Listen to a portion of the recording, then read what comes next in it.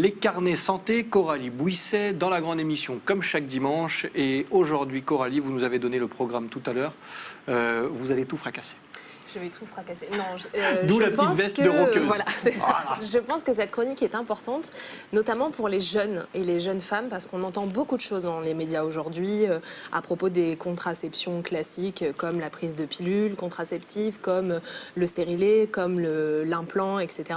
On sait plus trop, enfin les femmes ne savent plus trop où donner de la tête. Alors attention, on parle bien de contraception, on ne parle pas de protection contre les maladies sexuellement transmissibles. Donc pour ça, on a le préservatif et on le sait, on le rappelle toujours. Mais pour éviter de tomber enceinte, aujourd'hui, beaucoup de femmes se disent je vais aller vers le côté plus naturel, le côté bio, le côté ci, le côté ça. Et donc, les méthodes de nos grands-mères, clairement, puisque ma grand-mère utilisait ce type de méthode et ça ne fonctionnait pas. Donc, déjà, le principe serait en fait...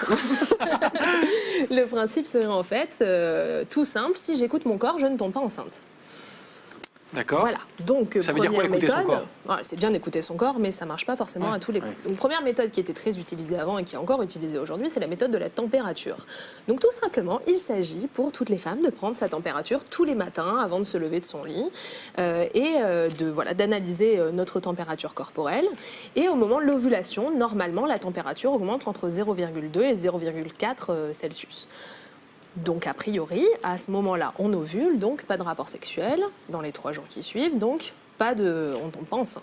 A priori. Sauf que, malheureusement, si c'était aussi simple que ça se saurait, parce que la température varie en fonction de plein de choses. Ça peut varier avec un simple rhume. Il y a plein d'éléments qui viennent contredire cette méthode, qui, fatalité, ne fonctionne pas forcément. Deuxième méthode. Ça vous plaît pas, ça, hein? Je trouve que c'est... Donc surtout pas le faire, c'est ça le message. Surtout ne pas s'y fier. C'est-à-dire qu'il faut éviter de s'y fier. On a dans les 4 méthodes que je présentais, on en a une qui est un peu plus qui marche fiable, qui est un peu plus fiable, mais qui n'est pas forcément la plus glamour. On en parlera après. Vous l'avez gardé pour le dessert, c'est gentil.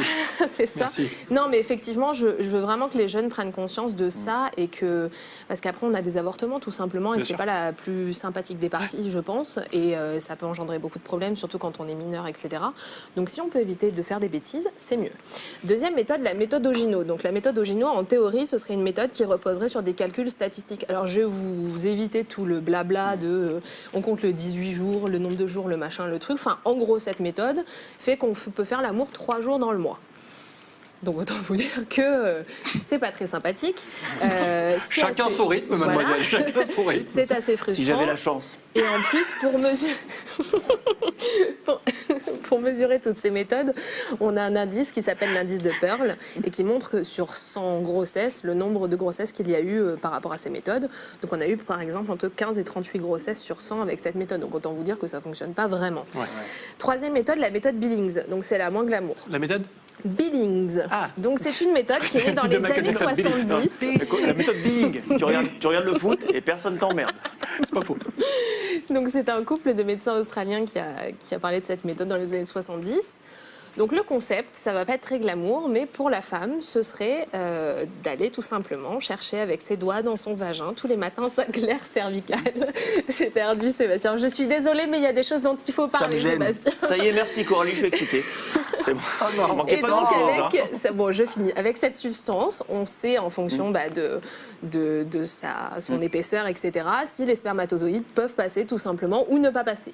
Donc il y a des jours normalement en ovule où c'est un peu plus épais. Donc effectivement, non, j'ai pas dit qu'on sentait non plus. Personne n'avait vu, je regardais Thierry discrètement, c'était passé comme ça. Je savais que cette chronique allait être catastrophique, mais je tenais à en parler, c'est très important. Non mais c'est très sérieux. Là, on en plaisante sur une ou deux méthodes un petit peu originales. Qui semblerait farfelue, mais c'est très sérieux, bien sûr. Et c'est la méthode qui marcherait le mieux. D'accord. Donc comme quoi, effectivement, quand on apprend à connaître son corps, on peut éviter de tomber enceinte. D'où l'expression faites l'amour, pas la glaire. Voilà. Voilà, elle nous dit en plus. Voilà. J'attendais la fin, mais je ne pensais pas à celle-là. Toujours attendre la fin avec Thierry. Méthode dont on parle beaucoup, et c'est aussi pour ça que j'ai écrit cet article dans les carnets santé, c'est le retrait. Donc le retrait, c'est tout simplement que l'homme se retire avant d'éjaculer. Donc ça, tout le monde connaît, sauf que le problème, c'est qu'il n'y a pas qu'au moment de l'éjaculation qu'on a des spermatozoïdes qui arrivent chez la femme. Il y a aussi un liquide séminal qui est sécrété en début de relation sexuelle, et il n'y a peut-être pas 1 million de spermatozoïdes dans ce début de sécrétion, mais il y en a quand même, donc on risque de tomber enceinte. Donc tout ça pour dire que vive la pilule. Il paraît qu'il existe des slips contraceptifs aussi. Des slips. Ah, non, c'est vrai. Je ne suis pas au courant. Tu l'enlèves pas. Mais vous regarderez. Mais on parlera des méthodes de contraception plus classiques, effectivement, Bien une sûr. autre fois où je vous amènerai des choses aussi à montrer en plateau. Mais tout ça pour dire que les méthodes naturelles, c'est bien, mais ça ne marche pas forcément. Donc soyez très prudents et prudentes surtout. Voilà, le message est passé. Dernier message, dernière méthode, qui est la mienne. L'abstinence, ma petite dame. L'abstinence, merci beaucoup. Coralie Bouisset, qu'on retrouve dans la grande émission, mais pas que. Les carnets santé, bien évidemment. Ben oui, suis-je bête? Il est là, c'est juste là, voilà, ici. Donc sur le plateau de la grande émission, mais également en papier, n'est-ce Oui. pas lescarnetssanté.fr sur le site internet. Tout à fait. Merci Coralie, vous revenez Merci dimanche à vous. prochain? Oui. Ça va. On sait déjà de quoi on va parler ou pas? Si, je sais, mais je ne vais pas vous dire sinon. Bah oui, forcément, un peu de suspense. Bah voilà. Voyons.